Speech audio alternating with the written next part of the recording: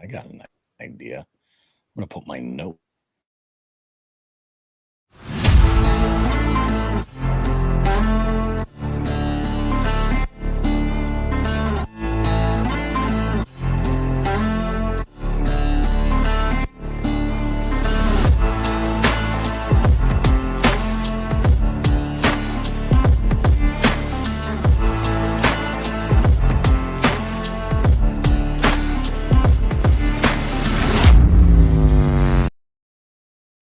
Welcome back, guys. The Spawn Podcast is back for another episode, and you may see a familiar face. I was actually going through and cutting up a bunch of the last live stream and realized that the entire 3 hours of it was just constant clips of awesome content. So we had to bring Bobby back to have him come and hang out with us again. So he also has a new, not really new, but new set of rules on a tournament that I want you guys to know about for anybody who's looking to get into kayak tournaments. So we're going to bring Bobby in to explain about that and then just let the debauchery go from there. Sweet. How you guys doing? Are you able to hear? I'll answer you. I'm doing great. Yeah, sorry. I had a little delay there on my end. My bad. All right. I just want to make sure everybody can hear me. Yeah. It's freaking Sunday night. We recorded Jigs and Bigs early this morning just so that we could do this. So that's pretty awesome. I'm stoked about that. Always good to be back on the Spawn. So yeah, as far as what Binya was saying is that I'm looking to kind of spread the word about here is the 2024 scavenger hunt series that is nationwide that we organize is going live in April for 2024. We've got a lot of really, really, really exciting stuff in there. And any of you guys that are watching, feel free to throw some questions out there, and Benny can send them out to me, and I can answer them if it would be. So the way it works is pretty simple. What we like to do is, I've made no big secrets about the fact that I'm not a huge competitive angler at all. It happened to work out where there was sort of a similar style, but a less refined type of online tournament that was going on that we were sort of hosting for another company. And it was a lot of fun, but there were a couple of things about it that we found that the average angler, or at least the folks that consumed our content, were not into. And primarily the big one is that this one that we were working with included saltwater into the mix, which we were just kind of like, yeah, it's kind of a cool idea, but it was a little weird. So we made some changes to it, and made some suggestions, and they were really, really open about it, but it still wasn't like the right fit necessarily. Plus, not going to lie to you guys, like this organization is primarily rooted in the cannabis community, and they're called chronic trips. So like when we would promote our stuff, we knew that there were some folks that had reservations about getting involved because they were afraid they were going to get 2 or 3 bales of cannabis sent to them as a prize if they won, which I'm not going to lie, I wouldn't turn it down. But some folks is a different thing. So we decided that what we were going to do was a little experiment, fool around, and we made our own version of it that was strictly freshwater, and it was pretty popular. The feedback was really good. And what we did was we would alternate months, and this happened for quite some time. I mean, 2020, 2021, and in 2022, actually there was some time where we even brought in like ice fishing early on. So we sort of refined things a little bit. We realized that the real season for us was between April and October nationwide, because things slow down in the fall. Football season starts up, folks go back to school. The carefree days of summer are sort of gone, and everybody's trying to get on that right foot. Hunting season opens up, and some folks go from the bass boat to the tree stand, and that's just the way it is, So really, that's sort of like the big chunk of the year we like to focus on, April to October. Last year, we experimented a little bit. We kind of knew that this was coming, that we were going to part ways with Chronic Trips and take over just doing every single month and just focus on our tournament series. And we renamed it last year. We renamed it to the Multi-Species Scavenger Hunt because really that's what it's about. So registration for April actually is live right now. I'm going to send Binya a link, and he can post that so that you guys can register and everything and get ready for April. So that one is available right now. But typically what happens, and moving forward, we're going to have registration open from like the first of the year until April. So as people are like discovering the tournament, they can just register and be ready for April. But then what will happen is April 15th, registration will open for May. And registration will run into the first week of that month. So if you're a little late getting to that month, it's okay. You can still get in on it.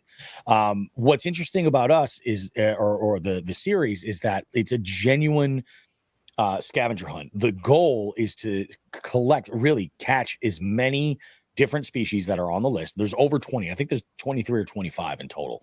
Catch as many different species as you can, and you earn a point per species that you catch. And we used to offer up an extra point if you caught a lunker, but what we found was that there were some folks that had access to just giant bodies of water, like the Great Lakes is a great example. And, they were just getting extra points for having lunker in whatever category and just running away with it. So we decided to level the playing field a little bit. And this happened in September accidentally. And then we went into October knowing about it. And it worked so well in October that we just knew that this was the move. So what's happening is this: there's no real size qualification except to break a tie.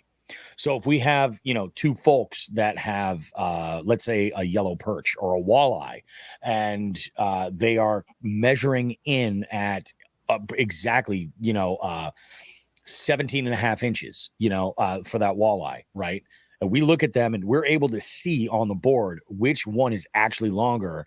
But, maybe it doesn't cross that next quarter-inch mark. We can then make a judgment. That's where length would come into detail. So just because you have the biggest whatever that species is doesn't mean you're getting any extra points. The other thing about it, too, is that we're doing a few things to change up. Like, we're obviously, you can win money in this tournament. It's a tournament, And the way we do it is we at every single it's like every 10 anglers we'll add another placement. So the more anglers that we have going, the more anglers have an opportunity to cash a check. They'll get paid out. They'll get a payout, and the payouts are pretty good. Obviously, like the more that we're having to pay with, those amounts they go up, but more placements happen. But there's incentive to just join, even if you're not, winning even if you're not ending up in the money, because all of those anglers that don't place in the money get lumped into a raffle, and we do a monthly raffle. We've worked with companies like Fresh Baits and Naqua and Abe Lure Lab. We've worked with in the past. We've worked with Nor'easter, like a bunch of really, really, really good companies. And this year we're bringing on NACO. You guys heard of NACO? Mm-hmm. They kind of make a lot of everything. Like they make rods and reels. They make tungsten terminal tackle. They make hooks. They have a bunch of different baits that they sell as well. And they have been really kind of generous and offering up a 20% discount code for anglers in the multi-species scavenger hunt series. So if let's say you're trying to catch a good example is this. Like my strategy this year has been to focus on some of those smaller fish. So we're talking panfish, crappie, perch, stuff like that. I have gotten into BFS to just kind of move around. Well, NACO happens to be in the BFS game. Like they've got a couple of reels available. They've got some rods available, things like that. So why not save 20% and jump on that and then dive in, and try it out if that's something you want to do. If you're looking to, go and catch catfish, we'll take a look at, their octopus hooks or, whatever the technique is that you're looking to do and save some cash while you're doing it. And this is an exclusive code that's going to show up in Fishing Chaos. Really, the only thing that an angler would need would be the obvious one. And I don't think we talk about this enough, but the obvious one is a smartphone. A smartphone with the Fishing Chaos app is key. You need it. That's how you're going to register, and that's how you're going to enter all your fish. The other thing that you're going to need is a measuring board. And when I say a measuring board, we have a list of what's approved. All of the boards that are approved are Catch boards, Catch brand boards. Catch is a brand that's trusted. It's kind of become like the industry standard for a lot of folks. So a lot of people, what they'll do is they'll look at the Catch boards and they'll say, well, what do I get? You can get the musky boards that they have that are enormous. You can get the standard metal boards that a lot of the serious tournament anglers are using. And those come at kind of a hefty price. But really, I recommend most folks just get into the Catch carbonite board for two reasons. Because number one, it's a more budget friendly board to get into. It's light, so if you're lugging it around, if you're a bank angler, you can lug it around much, much easier than you can like one of the metal boards. The other thing is it doesn't have the glare that some of those other metal boards that are painted will have. So you have the sun right up over you. I've actually had fish get disqualified because looking back at the picture, I'm like, I can't see those numbers. It was a stupid call on my part. So you got to fool around with it. The carbonite board eliminates that because it's a little bit more of a matte kind of finish, and it doesn't reflect light as much as the paint on the other boards. But it works. It floats. Does it float? A little bit. It's not going to sink nearly as fast as the aluminum. I was gonna say mine doesn't float, and I've dropped it twice. Yeah. I have heard some folks will take some of the foam, like pipe insulation, or even like pool noodles, and they'll on the back side there's some gaps, and you can fill that with foam. Then that'll float. No problem. It's a good setup, and it's a great way to sort of, change up your fishing, give a little bit more purpose to your fishing a little bit. And this tournament is one of those that I like to tell people is really for everybody. First off, your season tournament anglers, this is something that they can add to if they're doing KBF or they're doing whatever the series trail is. If they're doing the online monthlies and they're fishing for bass, you hook into a northern pike. Instead of that just being bycatch, it's just wasting time. Well, now you have a platform where you can enter that. And you can kind of go and jump into it. There's a lot of newbies that like this tournament a lot because maybe they want to try tournament fishing, but they don't want the high stress of something that's jam packed with a bunch of other, veterans to the sport. This is a good way to kind of dip your toe in a little bit and kind of get an idea of what you think. We're a little bit more lax on the rules for the photos. Like, for example, fish grips. We allow fish grips for anything that's got teeth. So you get a bowfin or a snakehead or a pickerel or a pike, and you don't want to mess. I just don't want people on my watch getting all hacked up trying to measure fish, not knowing what they're doing. So we allow the fish grips for that kind of stuff. Yeah, absolutely. Don't be an idiot. Be safe. Do what you got to do. It's fine. The other thing too is that we got away from docking points or inches for open mouths. Well, we're just allowing the open mouths because there's really no need to go and make any change. It's since there's no, it really gets down to size. We have kind of a good idea when we're looking at two fish, 1-to-1 of what's actually bigger and what's not. We're obviously, if there's an open mouth versus a closed mouth, we have a nice accurate description. We have to kind of make an estimation with the other one if there is an open mouth. But that's part of being a judge. It's just one of these great tournaments that will give you, about the only thing that I think I've heard from anybody who gets a little bit kind of unsure if they want to do this is if they only fish once a month, something like that. But if you're going to go, you might as well. Entering in the tournament, even if you don't place in the money, you've got an opportunity to win some really great stuff. Have a good time with it. You've done this before, Binya. You felt the pressure. So here's the thing: is I do big tournaments, little tournaments, and the main reason why I wanted to bring Bobby on to promote this, as well as I've talked about this on my channel last year too, but here's what this tournament's going to do for you: is it's going to be, I'm out there, I'm bass fishing, fun fishing for the day, and I'm not catching a damn thing. I can stop, go over to the shoreline, pull out a bobber and an earthworm, and go catch a bluegill. And I know I could catch bluegill.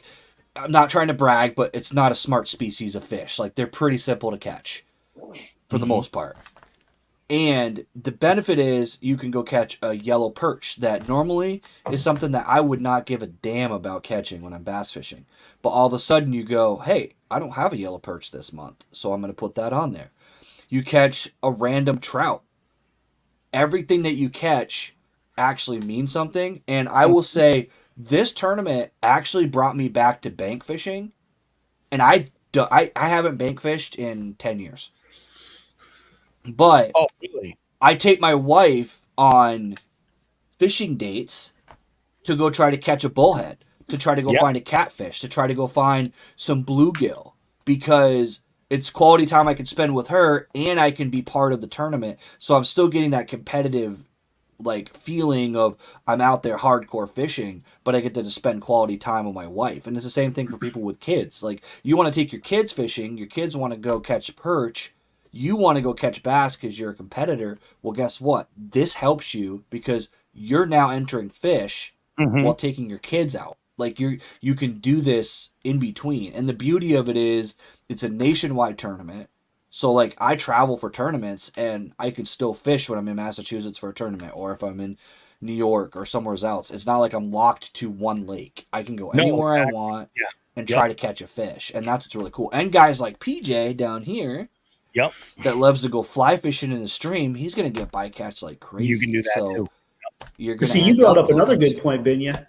I mean, you're opening up a door. If you're going to go fishing, you're opening up a door to take your kids and get your kids into the fishing world. You know, give them an opportunity to place, or you know, to compete and give that to them. So you're opening up another door right there, bringing the kids into it. Oh, and your wife too, and your wife as well. You know what I mean? So there's plenty of opportunities there. You make a really good point, both of you guys, actually, about like things opening up that I often overlook.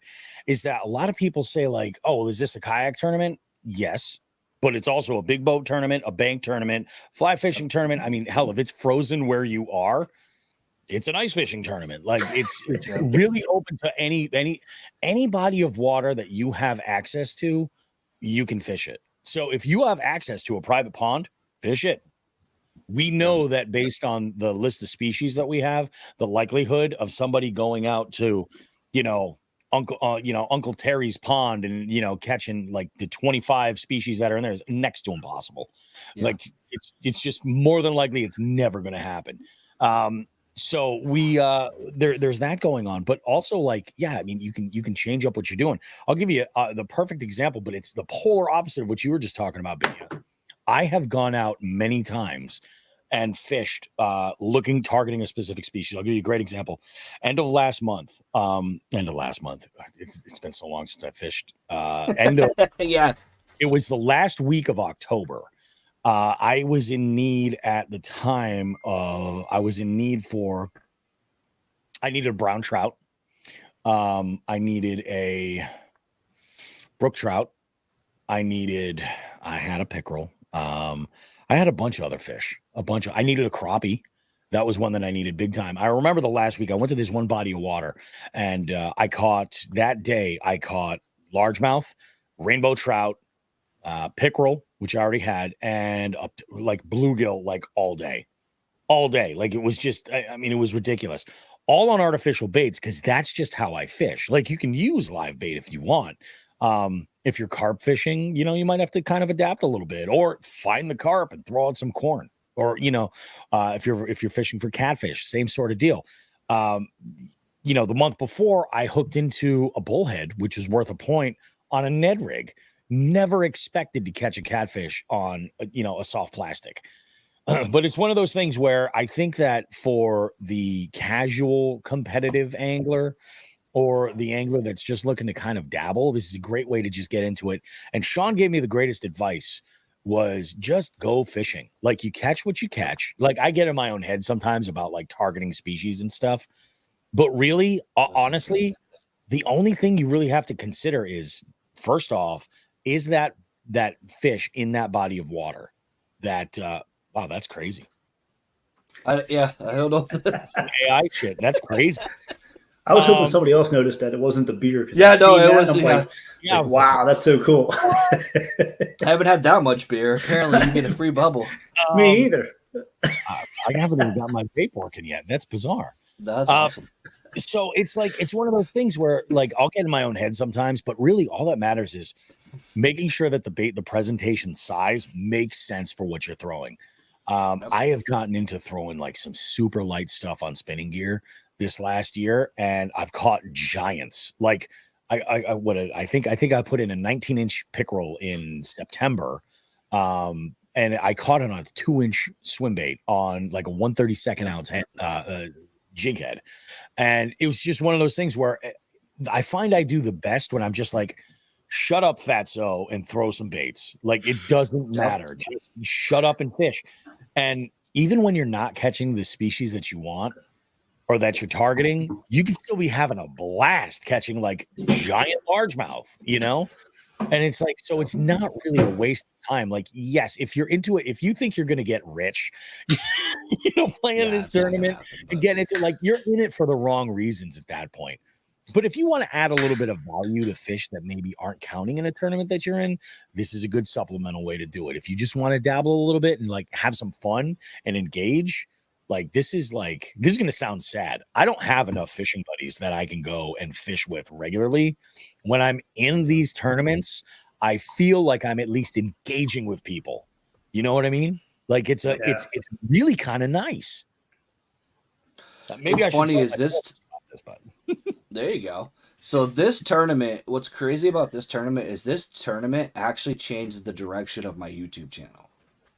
it did. So I'm I sorry. literally was yeah, exactly.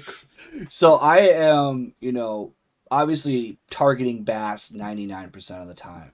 But I started doing the Jigs and Bigs multi-species stuff, and I found myself calling buddies and being like, "Hey, you're a trout fisherman. What should I do this Yes. time of year to get a trout?" Or I talk to guys that catch, like, around here, catfish. You can catch catfish in Vermont. I mean, obviously they're pretty much everywhere, but catfishing kind of has its own little nuances to it, just like carp fishing. So I would call my buddies and I would say, "Hey, I know you fish for bullhead a lot. Where have you been catching?" Like, it made me broaden my horizons and actually pick different lakes. Like, I started traveling more and fishing different bodies of water, because where I fish the majority of my time, like I would say 60% of the videos on my channel are one lake that's 30 minutes from my house. But that lake doesn't have pickerel. It doesn't have catfish. It doesn't have trout. So if I want to check those boxes, I've got to go to a different lake. And it actually started making me explore more. And honestly, I didn't even know, as stupid as this sounds, and probably make me lose some credibility, I didn't know the difference between a pickerel and a pike. I really didn't, because I just caught them and I just thought small pickerel were small pike. I never looked at them long enough to notice there was a difference. I caught it, I'm like, oh, gator fish, throw it back. I never really paid attention. Not rocket.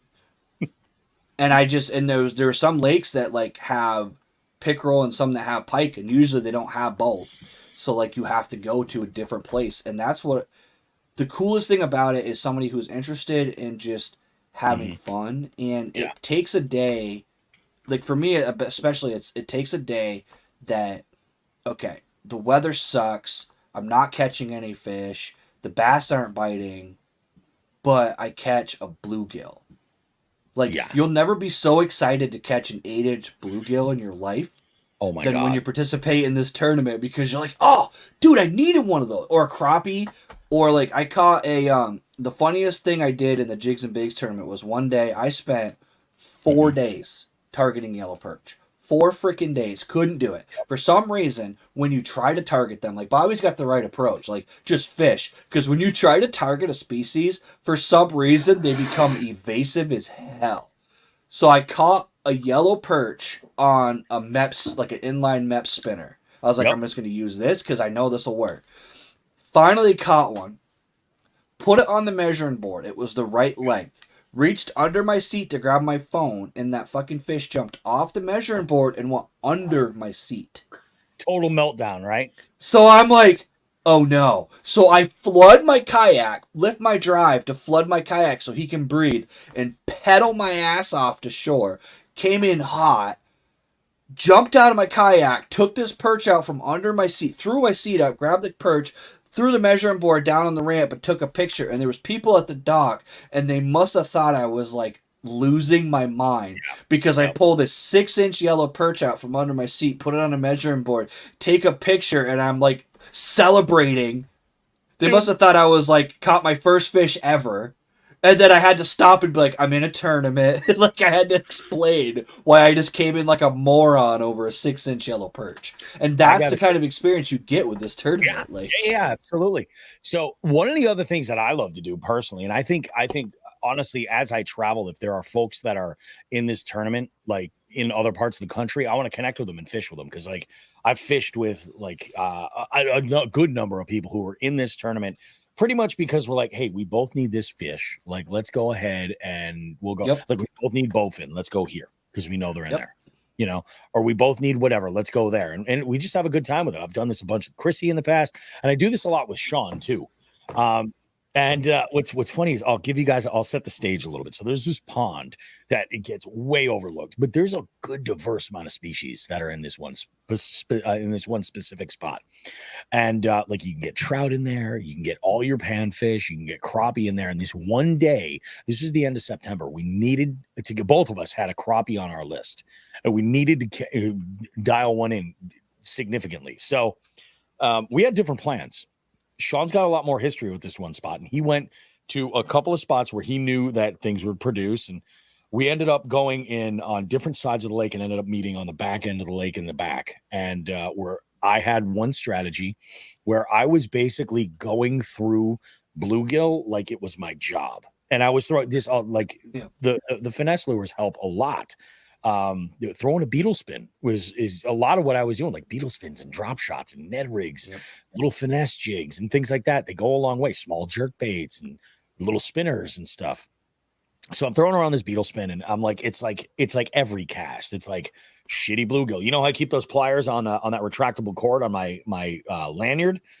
I'd reel them up, I'd grab the jig with my pliers, I'd shake them off and recast.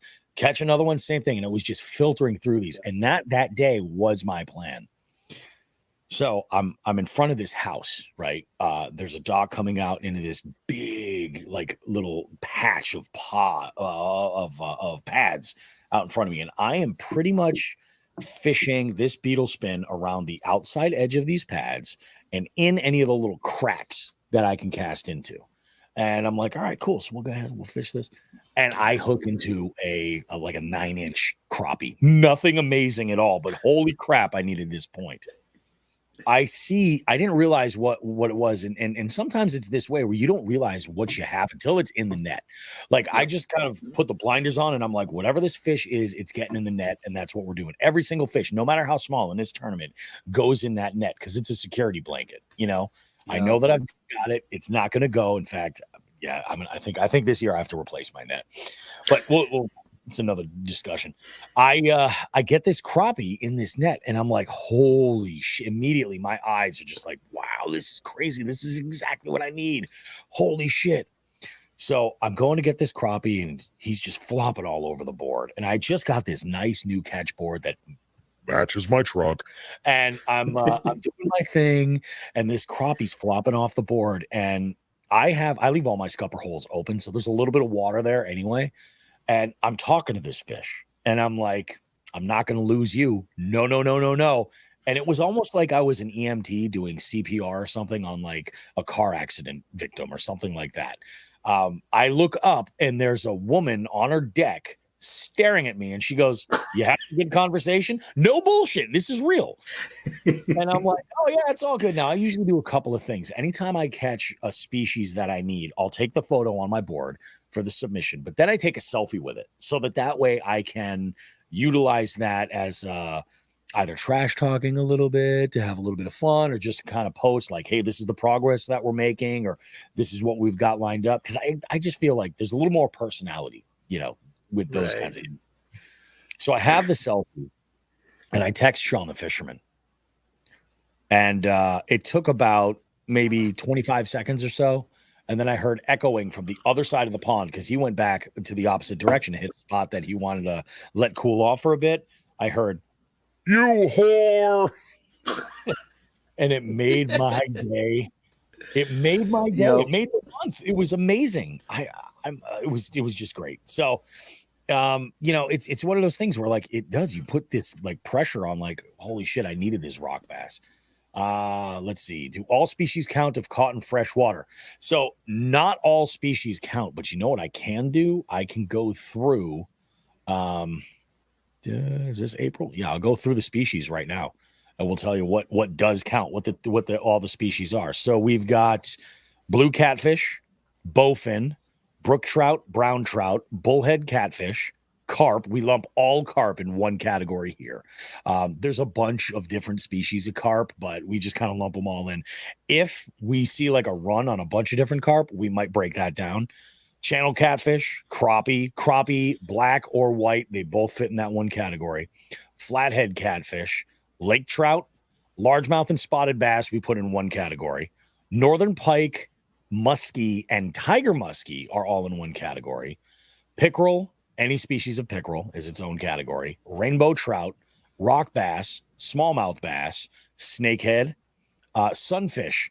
Sunfish is all the sunfish. We're talking bluegill, green sunfish, red ears. I mean, you name it, copper nose. Like, if you're catching them, they count. And I should also say with sunfish, there is a 6-inch minimum instead of the 8-inch minimum for everything else. Tiger trout. We've got walleye and sauger and sawguy. We put all those in one category. We've got white perch and yellow perch. So it's not every single species that's out there, but for a lot of the U.S., the lower 48, you're going to find all those in there. We've had some folks reach out from like South Florida that are like, oh, you got to put some gar or some peacock bass, or especially like the peacock bass just doesn't make any sense.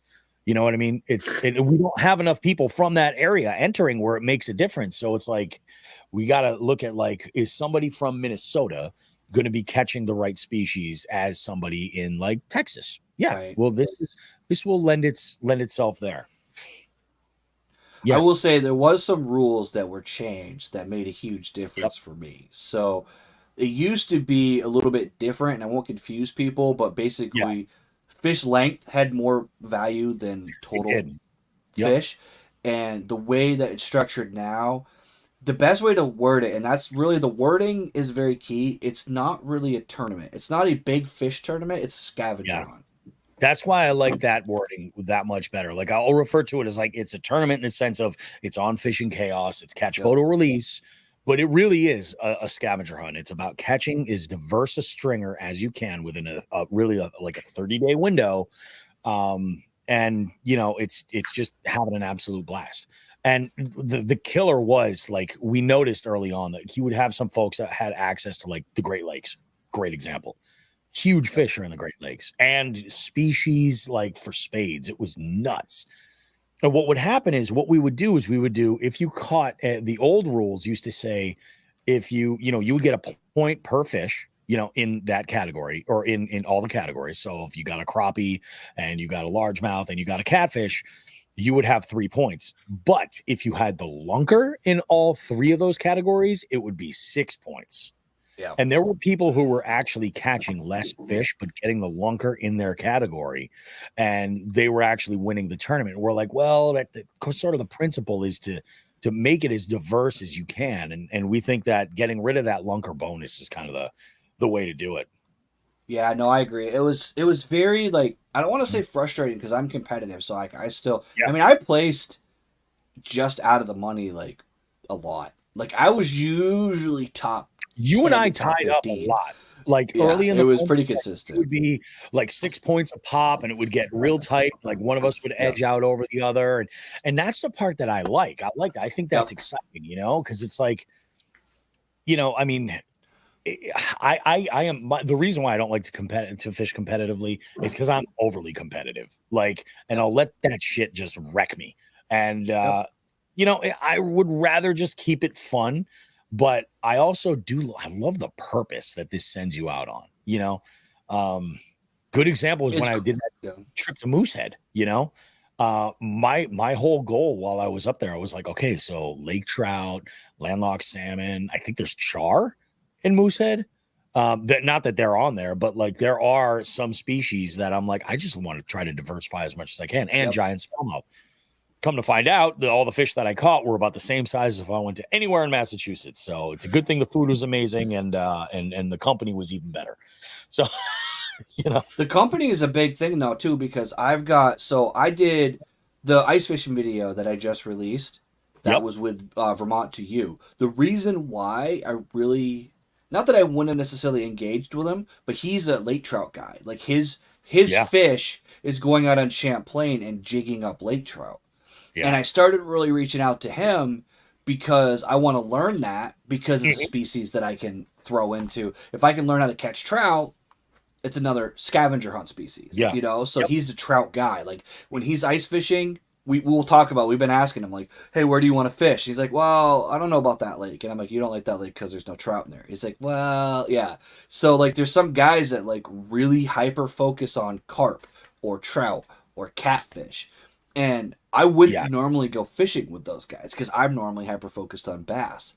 And But bass, because yeah. I need a trout or carp, I may broaden my horizons and join up with a buddy Yep. that I'll end up having fun with because I'm like, I need someone who knows this skill and I can learn it. And it's making me a better angler, honestly, because I'm learning all these techniques, and then I'm taking some of this like trout crap or like carp fishing or any of that, and I'm applying some of those techniques to bass, because bass eat the same crap. They different techniques sometimes do cross over.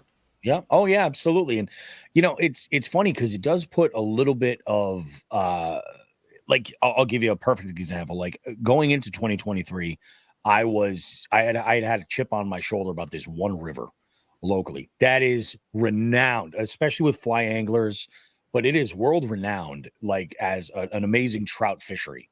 And I actually grew up not far from here. I would fish here regularly with my father. I never had any real good results.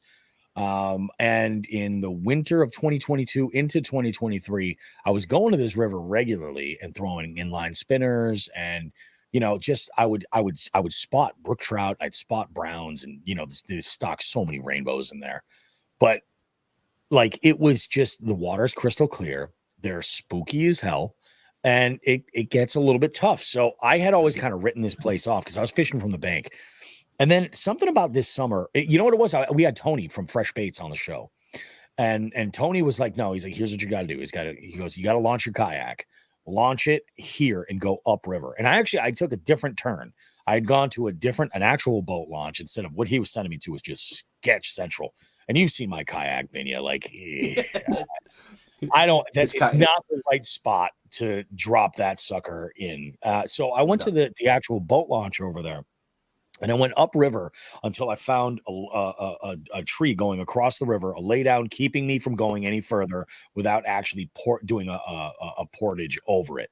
So I said, this is where I'm going to start, and I'm going to go work my way back. I caught my first rainbow there, just below that laydown, in a bunch of grass on a small finesse beetle spin, and I was like, okay, this is cool. Cause I like to fish a certain kind of way. And I'm starting to kind of understand some other techniques when it comes to trout. I mean, fly fishing is amazing. I get it. I've been out one time. I'm just not going to make the leap right now to get into the waders and everything. I'm a big, Binya, you understand my plight. Like, you know how much it would cost me to get Sims to make like a custom pair of waders for my short and fat ass? Yeah. Like, so for me, if I'm going to go and fly fish, it's going to be a wet wade. That said, this river never gets over 55 degrees ever. It never does. So it's ice cold all the time, which is part of the reason why it's so good for trout. So I get down, I go further past, and I caught a bunch more fish. And then I was just like, later in the month, I was like, I'm going to go and harvest a few. I like trout. So that's what I did. I went out there with my big ass kayak, and I just went down from where I was. And I laid into a couple of absolute giants, like 18s and 19s, like big rainbows. And they were delicious. They were wonderful. They're stocked fish. Of course I'm going to take them. But like, I've still got an agenda over there. Like I haven't ever caught a brook trout. And that's what this river is known for. I have another spot where I seem to catch browns all the time. I call it Brown Town, and I don't know, like there's spots that I just, it's cool because the tournament does make you consider these spots. My prep at the beginning of the week is I'll look at Fishing Chaos, and then I'm like, okay, this is what I need. So I'm going to start searching some maps and resources for these bodies of water to figure out, okay, what is in what body of water. And, let's see if we can go catch them. Yep. It's always a good It's funny. I'm actually thinking about, Bobby, you're going to appreciate this. So I'm actually going to buy one of those telescoping spinning rods. So I can have one rigged up for bluegills. So I have I can just stuff it in my tank while my kayak. So when I want to stop, because that's the only thing that sucks is when you're fully rigged for bass, it sucks to cut off bass rig to tie on like a bobber and worm to try to catch a bluegill or tie on a beetle spin. So like I want to have like a little rod. Like I'm gonna get one of them like cheap telescoping. Like I think I want to say like Casting makes some great ones too. Yeah, they do. The Blackhawk ones are great. Yeah, and then that way I can just stuff it inside my tank well, leave it there, and then I can just pull it out, cast fish, stuff it back in there when I'm done with it. Because and using that lighter gear makes catching those bluegill and those bass and crappie super fun. That was a big reason why I got into BFS this year, is because I would go and I found myself relying on. So I when I go out, I carry 2 different spinning combos. One of them is a 7-foot medium extra fast, and that's kind of like primarily my Ned and my finesse jig rod. For the most part, I can do weightless soft plastics on it. It's actually really versatile, and I actually do kind of enjoy throwing like smaller jerk baits on that one as well. And then the other one I have is a 7.3. It's a 7.3 medium light extra fast, and that I primarily use for drop shots, and it does everything else great. But the problem is that has light enough power to be able to fling those smaller and lighter baits that heavier power rod just doesn't load up with, like the 1/32 ounce beetle spins and stuff. Like they just don't cast right, you know. They just go anywhere, and also because it's got a little bit more power to it, I will often find that I will pull the bait away from them versus the longer, lighter combo that I have will bend a little bit more. This is why I got into BFS, so that I can keep my ideal drop shot rig rigged. You know, I don't want to have to tie twice the knots. Is basically what it is. I want to leave that thing rigged. So I got into BFS so that this way I had something that was going to primarily do 2 things. It was going to be that really light moving bait combo.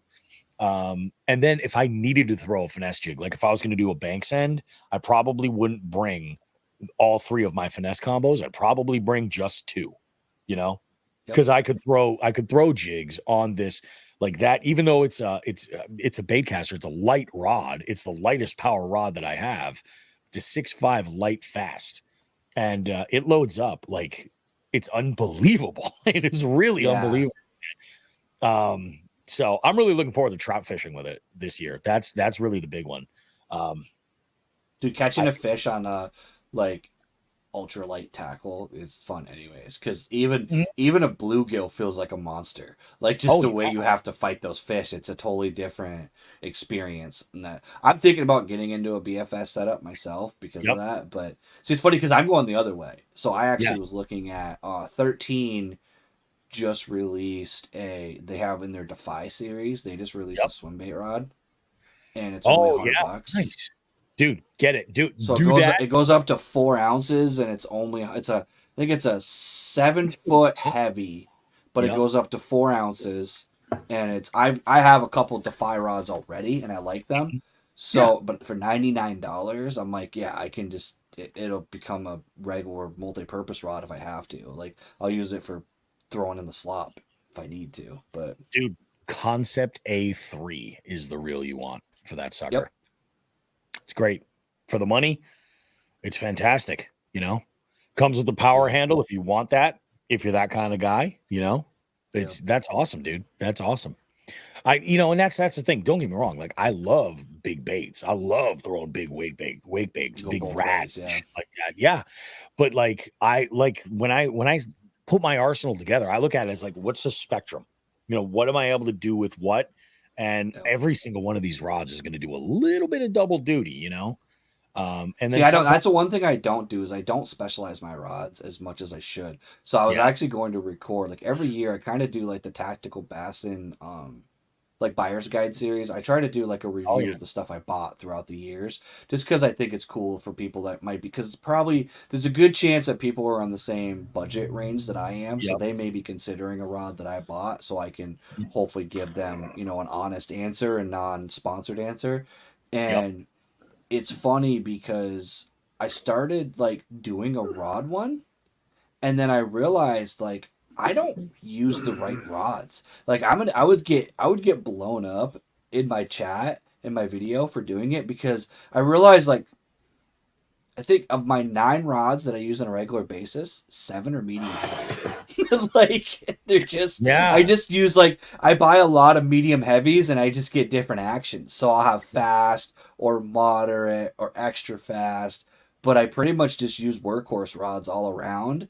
And then every once in a while I'll buy like a medium. Like I do use a medium for like crankbaits because it's a medium moderate, so it gives you that treble hook. You're not ripping their face apart. Yeah. But other than that, like I'm not good about, like, I don't have this is my Kitech rod and this is my chatterbait rod. I have this is my chatterbait rod and I'm going to cut the chatterbait off and I'm going to throw a square bill on it rod.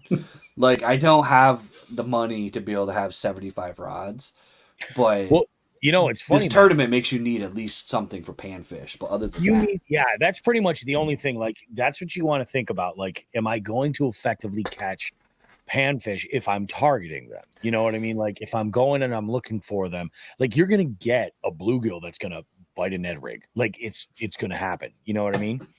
And you're gonna get, big pickerel that are gonna go after super tiny finessey baits. Like, it's part of it. It's like those workhorse rods are definitely great to have. It's also like another thing too with fishing gear. It's personal preference. Like, you got to make the choice for like what works well for you. And I'm a big believer. Like, I've got friends of mine, close friends of mine, that like, they don't even pay attention to like this stuff that they're throwing. And I'm like, well, if you're using a heavy rod for that would work better. Like, frogging or something like that. And that's really what it gets down to, is like, this would work a little. I have a good example of this, a good little story. So I was a beetle spin hater for a while. And, I actually sort of wish I had even like attempted throwing them when I was a kid, because I think that's the bait you need to send a child out with to fish, because it's just it's chuck and wind. It's chuck and wind and it gets bit. It's great. So I was out with Chrissy fishing. Have you had Chrissy on the show? No, I've tried, but I haven't. Schedules just keep not mentioning. Yeah, she's definitely she's going to be on this year at some point. All right, good. So Chrissy and I had gone to this, like, and actually, I'll say exactly where it was. You fished that place. It was Stockbridge Bowl, right? Oh, dude, yeah, that is brutal, right? Like, Stockbridge Bowl is like it's like the golden corral of every other species you want to catch other than bass. Yep. It really is. Like, I've caught some bass there. Chrissy caught a giant there on this day I'm talking about. So we had gone and she was just lighting them up. And I think I was throwing like a finesse swim bait, like on like an 1/8 ounce jig head, small, like a 3.3 inch Kitech or something. And I was getting taps and follows from all kinds of like perch and other smaller species that I was looking for. And then she's like, Bobby, you should just try throwing one of these. And again, it was the same thing. Like, I had a drop shot on my 7.3 medium light. And I was like, all right, I'll give it a go. Cool. So I take the beetle spin, and this was with the 1/32 ounce weight, and I think she actually replaced the jigs with tin because she's like, oh, they have to be lead free. Yeah, those are stock lead, yeah. With a beetle spin, they don't have to be in Massachusetts because there's a blade on it. It's legal. You can throw that. Oh, dude, that's funny. I didn't think about that. It's technically a jig, right? It's technically a spinnerbait.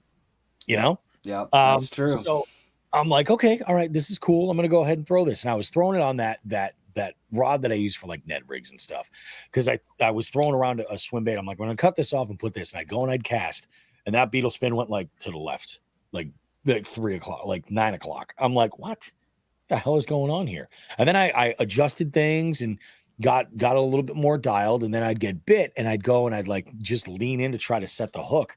But it would just pull right away from the fish. I'd never, ever get the fish on. And I said, you know what? Fuck this. I'm going to cut it off. I cut off my drop shot. I tied it onto that leader. And immediately my casting was infinitely more accurate. And further, because the rod was actually loading up. And when I would get bit, that rod would give a little bit more. And they're both extra fast. But what it is, it's that extra length. It's 3 inches longer. So that extra length gives it a little bit more tip to kind of like slow it down a bit. And I was lighting them up. I think I managed to get a rock bass. Did I catch a crappie? I think I caught a crappie, a rock bass, and a bluegill that month. I was like, you've got to be kidding me. I'm 100% in. I went and I bought like a retail pack of beetle spins to just have on hand. And one of the things too, like I said, they're great for kids. Like one time I was at the ramp and I was losing my mind because my rudder had broken. And I finally get back to the ramp and I'm loading up and everything. There's two kids there with their dad and they're fishing. I was like, they helped me actually pull the kayak up onto the trailer. And I was like, guys, I got something for you. And I gave the kids each a beetle spin. Kid ties one on. Before I drove away, he was pulling out his first fish. He was like, that guy is awesome. Yeah. And I was like, Jigs and fucking Bigs. Don't you forget it, bitch. you know, just make sure you get parents' permission before you listen. Exactly. That's funny. No, it's dude. The funny is that's what you're saying though. Is like you start getting creative and you start doing stuff like there's a point in the season and it happens to me every year. And I think for me, I have a really bad perspective on it too because I'm putting 16 hours a weekend in every weekend from March until ice. And then I do ice fishing because I'm trying to make content. So I have a little bit different mentality than your average fisherman because I'm out there trying to make film. But like there's a point where you're like, you don't necessarily get bored, but it's like you don't know where to go. You fished a bunch of the same places and maybe you just don't feel like traveling. And what's cool is like that's why my whole direction for 2024, I've kind of made this decision is I want to diversify and I want to learn how to, like, I'm actually rigging up. I have a 14-foot rowboat with a trolling motor. And I have an actual gas motor and then a Minn Kota Endura, like a cheap trolling motor. Yeah. And I'm going to rig that up for trolling so that I can go out and try to troll. I was going to say, dude. Yeah. So I can take that out. It's not that big. It's not that hard to get out on the water. I'm going to buy one of those. Have you ever seen those, like the Scotty makes like that? It's like a deck plate mount downrigger. It's basically just a pulley and a freaking arm. It's not anything fancy.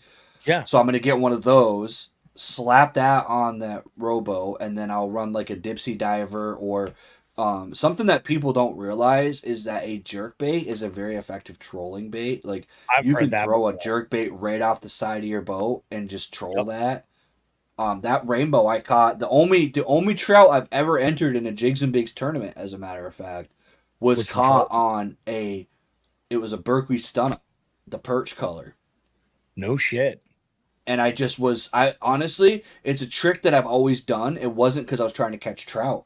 I will, when I'm going to go home, I'm done for the day, right? I'm all the way on the other side of the ramp. I will throw a lipless off one side and a jerkbait off the other side. Just cast them as far as I can, stuff them under my seat, and I just pedal back. Because sometimes you'll hook into a big bass and you're just covering all that water all the way back so you don't have to stop and reel. You're still making your way home. Yeah. It's a good way to like just get home, but you're still technically fishing. You're all the way back. And I ended up getting like just around a corner and started turning towards the ramp, and that pole started bouncing under my feet, and I pulled it out under, and I had it was probably like a 14-inch rainbow. Yeah. Just that, and it's the first one I'd ever caught out of my kayak. Like it was just that's the thing is like, and it meant something too. So not only was it significant that I caught it, but I was like, oh, I haven't got a trout yet. Point. Yeah. So, and like I said, PJ, he's been quiet this whole time because he's sitting there going, man, I got to get in on this because this dude's a fly fisherman and a stream walker, man. So this is all up his alley. The hardest part for you is going to be carrying that freaking catchboard around. Is all. No, it's actually not bad because I got the carbon fiber one. Oh, true. So it just I got a backpack that I put it on and I just go right with it. And it's right there beside me the whole entire time. And for anybody who's wondering, literally all you need is a cell phone and a catchboard. That's it. You take a photo of the fish on the board. That's it. That's literally all you need to add to the fish. You don't have to weigh it. You don't have to have a scale. You don't have to do anything fancy. You throw it on the board, take a photo of it. And you don't even, to be honest, there's some times where I don't even submit them till I get home. As long as you took a picture with your location services and all that on your phone, you can go home and submit these fish because there's some places I fish that you don't have the service. I'm never going to have service to do it. Yeah. But I do recommend if you do that, don't take one picture. Take five. Take a bunch of different pictures. What I actually do, it's a really cool little tip. I do this with kayak tournaments too, is I'll take 4 pictures and then a picture of my foot or my kayak or the water. Because So that divides. Yeah, you know that those aren't all the same fish. Yep. It gives you like a divider. Yep. Yeah, because when you're going through your camera roll, you're like, what was the first one that I caught? Oh, I think it was this long. Cool. Yeah, and it can get kind of messy. Yeah. So if you actually scroll through my camera roll, there's no pictures of my kids. There's no pictures of really my wife, but there is about 780 photos of largemouth bass, bluegill, pickerel on measuring boards. It's like 8 and then a toe, and then 8 and then a pedal drive, and then 8 my paddle. And then the occasional screenshot of Alex Rudd in the cold bath. Yep. You know, I mean, who doesn't have those? Or just a weird, inappropriate rant that I send to Bobby to try to get on the show at some point. On the show, there you go. See, I always take a picture of the start to start my reel. I always put a picture of my the identifier for that week or that day or whatever. Yeah, I'll start with that identifier. Just take a picture of the board with the identifier, and that's what starts my reel for that day. You know what I'm saying? Yeah. That way I know, because if you start getting, especially a month long, if you take these pictures, forget which ones you know you're going to forget where you're at. Yep. So it's like I take a picture of just the identifier, just the board, and that starts like, okay, I went fishing this day, so I can go back and go to that particular picture and then start, go forward. Oh, I was going to mention that too, and Bobby. go that way. We should design up like a printable Jigs and Bigs identifier. We that's in the works. I would love to do that. And I think it's something that's for sure like in the works. The one thing that drives me nuts when I see it is you'll see, I don't have a bag down here, but like you'll see somebody and they'll take their identifier, they'll write it on a piece of paper and they'll shove it in like a Z-Man bag and like take a bunch of pictures of it. Like you can hardly see it. You know what I mean? For when I bought my latest catchboard, it had a nice, like the identifier, like clip that goes on the backside, which is awesome, but I lost it. Game changer. It's awesome. I'll tell you what though, for our tournament, you know what I think the best thing is to do? Write it on the back of your hand. When you Sharpie. Yep. Yeah, just with Sharpie, because you won't sweat it off. Yep. I have had to, in a pinch, use Spike It. I don't recommend it. I've used a Spike It marker. I smell delicious. And oh my god, dude. The problem is like in the middle of like July, it just starts running everywhere and you have to reapply and like you'll get in your car and you're gonna be that's like, awesome. It's bad. That's funny. Yeah, I would like a Spike It marker. Damn, dude. That is like when I'm like, because like so what I do is I keep a Sharpie in this little like on my truck. I've got this area that's flat where there's an old like LCD display clock. It's crazy. I'm like, I have a clock on the display. I don't get it. It's a 2022. It doesn't make any sense. Anyway, I keep a Sharpie up there and a pen, and I take that Sharpie when I'm getting out and I'm getting my stuff, my sunglasses and everything. And I do the whole, like, you leave your house with like wallet, keys, phone for the EDC. And you're like, okay, do I have it? Yep. Same thing. I go out and I take that marker and I write the identifier on the back of my hand. And this one day I get out in the water, catch my first fish. And I was like, shit, I forgot it. Well, the first fish I caught, I didn't need. It was no big deal. I've since started carrying a Sharpie in my dry box that I carry with me. And I'll keep like, Jigs and Big stickers in there, like backup batteries, dude wipes, things like that, shit that you might might need. And having a marker in there is a good deal. But I've found that like, if you're having a really good day and you're measuring a bunch of fish, and again, like this is the only tournament that I do. I've found that just by having it on your hand guarantees that it's going to be in there. Because I'm going to put my hand over the fish, and it guarantees that it's going to be in view, and I don't have to worry about losing it or getting it wet or whatever. It just for me it works. So when people, where was I? I was hosting trivia, and when I'm going to call the guy out, I don't know if he watches. I hope he does. Tom Monahan, he plays. He enters our tournaments pretty routinely. Digs, the chase of all the multi-species. And I was at trivia and like, it's Sharpie. Like it takes a little while to come off your hand entirely. Like you see me anytime in the summer between April and October. And I generally have some faded marker on my hand. And he is like, I had just gotten off the water, come home, taken a real quick shower, and it was a little bit like faded on there. And he was like, oh, you got to get yourself the proper identifier holder on your board and everything. I was like, I don't know, man. I'm like, I kind of like the way this works. It works pretty good. So like, you don't even need any of this fancy shit. Like, some of the I actually wrote it on my hand.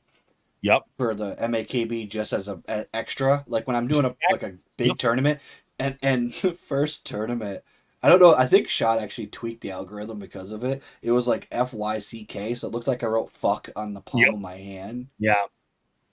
So like I work at a in an office, so I had like fuck written across my palm the next day at work. So like people were like looking at me strange when I would like wave, and they're like, okay. You okay, Binya? The aluminum. I will say the forget what the company is. Sean told me about them. The like aluminum ones. Yeah, those are freaking box or something. They are nice. Yeah, they're not bad for price, and they work really really well. You can't actually, as weird as it is, you can't get the ink off of those. Like you would think it would just rub right off, but the way they make the coating on the outside of it, the only way to get that back off is like acetone. Like I use my wife's nail polish. Oh, really? No shit. It won't come off.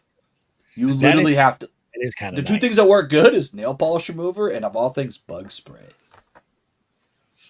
Really? Something in bug spray like Deepwood's off that I have in my kayak already because we live in mosquito country. Yeah. I spray it on there and you rub it down and it will come off. But otherwise, you can sit there and rub it with like a paper towel and it won't come off. That's insane. There's something about the laminate in that thing that it's awesome. And that has like 4 spots. So like if you're doing the Jigs and Bigs multi-species and you're double dipping and doing another tournament, you can have more than one entry. Oh, yeah, exactly. Yeah. That's really actually the best thing about the multi-species is you can double dip and maybe I had a tournament at MAKB that I blanked, but I ended a pick roll. Yep. And actually, that was the one that I ended up winning the rod sleeve, too. Oh, that's awesome, man. Because I was in the turn. Not that it necessarily my place mattered, but I was only one spot out of the money. Yeah. And I entered a couple of fish that all I could catch was fish that didn't count for my bass tournament, but I was catching pick roll and other stuff that counted for the Jigs and Bigs, so it worked out. And it does kind of save the day. Like while it might suck, and you're just like, I sucked in this tournament, but they're like, I do this multi-species, and I managed to catch a bunch for that, so that was worthwhile, And I think that also like there's something about being a, I don't want to get any hate from like bass fishermen or anything, but like I had. We had our Armando on from Bass Kayak and Beers a couple months ago. And he was telling the story and he's like, it's crazy that like, we go after the hardest fish to catch, the bass. And I'm like, in my mind, I'm like, wait, what? What? What? Am I hearing this right? And I didn't say anything at the time, but like, the reason why bass are so popular is twofold. One is that they are savages and they will eat anything. They will. They'll eat anything. You put it in front of their face, they're going to eat it. I think that they're generally, if you're around bass and you're throwing something that they could relate to, they're going to eat it. Or if you just smack them in the face with it, they're going to react out of just sheer reaction and eat whatever it is. Like they don't have hands, so they're going to use their mouth. But the other thing is that they're not going to hurt you. You know what I mean? Like when you're trying to hold them, like, they might spine you. I've been spined a number of times by bass. I get it. Shit, bluegill will do the same thing. I get it. But like, you're not going to like hold a huge bass, like the state record in Massachusetts for catch and release, 25 inches. You're not going to hold that giant of a fish and have it thrash and shred your hand as if you were holding a pike or something. You know what I mean? And it can have, like Sean, he got a big pickerel. And, he's been changing the way that he's holding some of these fish for like, it was a giant. And he had somebody take a picture. He was holding it and the thing is thrashed, cut his hand all up. And there's enzymes in their mouth that thin your blood. So like not only are you now all hacked up by this thing's crazy sharp teeth, but now you're bleeding like a stuck pig. You know what I mean? Yeah.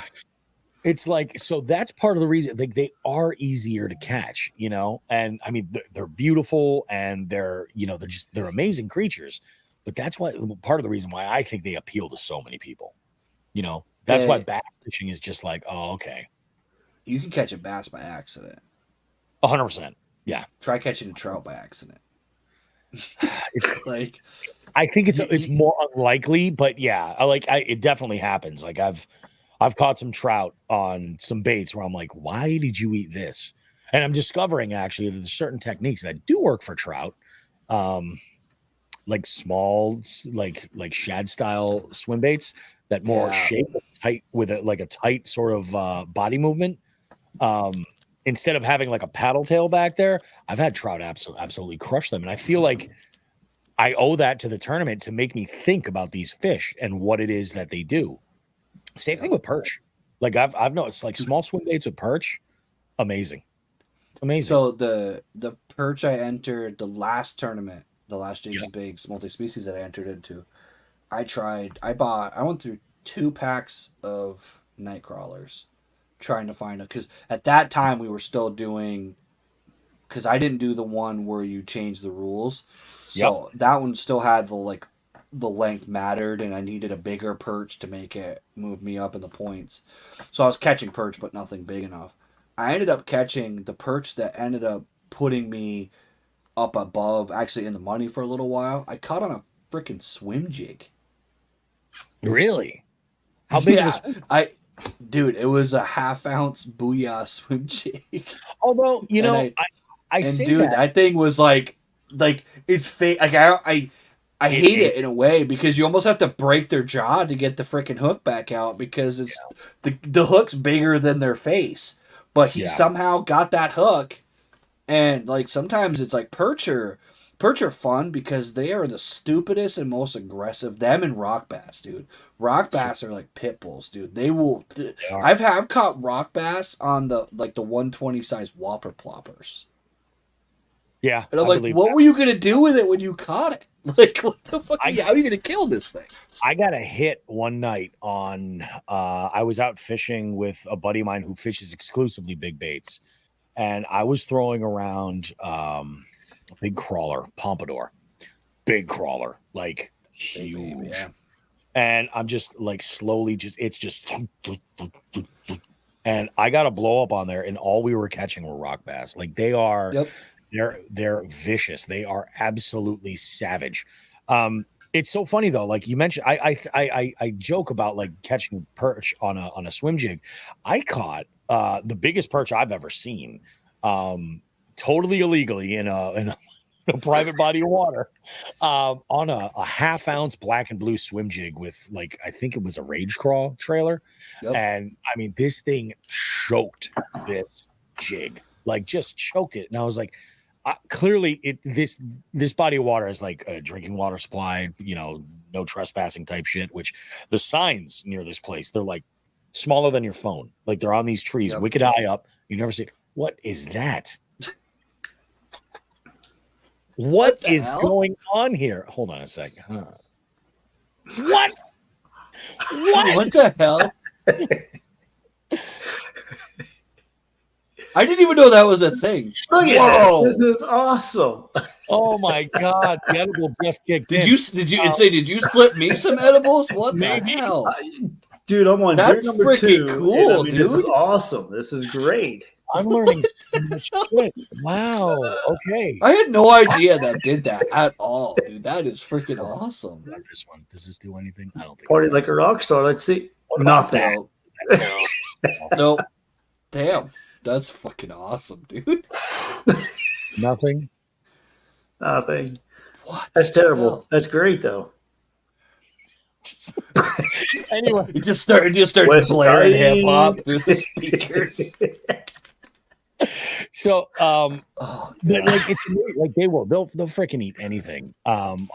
This last fall, I caught what I thought was a state. What I thought it was a pinfish, and it wasn't. It was a 12.5 inch yellow perch, and this thing fought like a son of a bitch on a drop shot. Was just dogging. Oh God, it was so great. And actually, that last tournament, I was tied at 12 and a half inches in yellow perch category with Sean.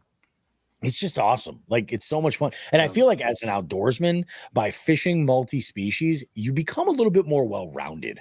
You know? It makes you explore baits that you wouldn't normally try. And like I said, like you were saying earlier, so bass, one of my buddies told me something, and it's a really simple statement, right? Bass don't know what they're not supposed to eat. Absolutely right. Yeah, they don't. It looks like it's a living creature. They're going to try to eat it. And just like if you think about it, like we probably humanize them too much, but like if they see something that's different that they think they can kill, they're going to try it. Just like if you go to a buffet line and you see something that looks good, you're going to try it because you're like, oh, that looks interesting. So like there is some times where you can discover a new bait because like I actually started fishing the Ned rig because my buddy, we went to a local reservoir and he caught, I'm not even kidding you, 35 rock bass in a row. I believe it. You get on. There was like a series of casts where it was like 10 casts in a row. Every cast he pulled a rock bass back. And I was like, you know what? I need a rock bass for the Jigs And Bigs, so I might as well just throw this thing on. And I ended up catching smallmouth on it. And then I was like, oh, okay, so maybe this is a bait that I want to try to play around with. And that's something that, it, like you said, it makes you more well-rounded because, like, I've caught, the funniest thing is when you catch fish that, like, it's hilarious to me, and you'll see videos where you just see me start laughing, and it really looks out of context, but, like, I caught, I was using an A-Bay, it was actually a bluegill swim bait, like a jointed swim bait, and I was casting this thing out, and I ended up, like, not fishing for 20 minutes because of it. When I would cast it out and retrieve it back, I'd have a school of bluegill that, like, I think adopted this thing as its leader and were following it back to my kayak. Are you serious?